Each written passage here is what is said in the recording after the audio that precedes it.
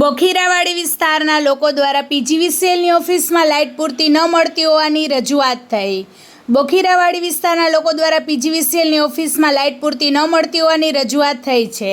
બોખીરાવાડી વિસ્તારના લોકો દ્વારા પીજીવીસીએલની ઓફિસ ખાતે જઈને રામદેવભાઈ મોઢવાડિયા સાથે રજૂઆત કરવામાં આવી હતી। હમણાં થોડા ટાઈમથી ખેડૂતોને પાણી વારવા માટે લાઇટની જરૂર પડતી હોય છે, ત્યારે 8 કલાક લાઇટનો ટાઈમ હોય છે, તેમાંથી 5 કલાક પણ પૂરતી લાઇટ મળતી નથી। દિવસમાં 10 વખત લાઇટ આવે અને જાય છે, તેથી ખેડૂતો હેરાન પરેશાન થાય છે। કોઈ પણ ફ્યુઝ પાટલા સરખા નથી અને વાયરો પણ સરખા નથી। જ્યાં ત્યાં ઝાડ અડે છે, જેથી વાયરો તૂટે છે। ડીપી હોય છે ત્યાં ડાયરેક્ટ કરી દેવામાં આવ્યું છે અને ખેડૂતો ડીપી બંધ કરીને જાતે પણ રિપેરિંગ કરી શકતા નથી અને જીબીના કોન્ટેક્ટ નંબરમાં કોલ કરીએ તો કોઈ કોલ ઉપાડતા નથી અને ક્યારેક ઉપાડે તો કહે છે કે માણસો હાજર નથી અને સામાન પણ હાજર નથી।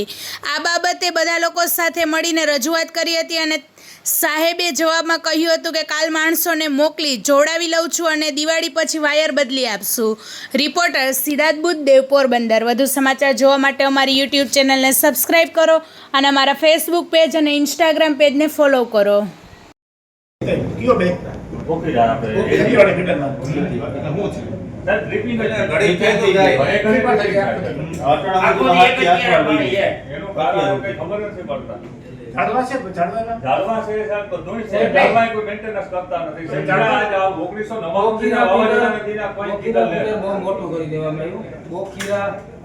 રાતડા બખલાની હિમ દેગામની હિમ ઉસળીની હિમ અને ખારા વિસ્તાર એ બધામાં આખો એક જ ગ્રુપ છે। ગમે ત્યાં ફોર્સ થાય તો અહીંથી 60 ચોઈથી બંધ કરી દેવામાં આવે।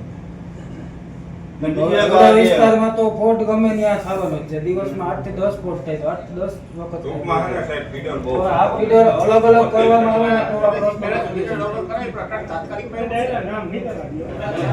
ઝાડવા કાપી નાખવા ઝાડવા છે ને ઝાડવાનું છે ને ઝાડવા લે છે ઝાડવા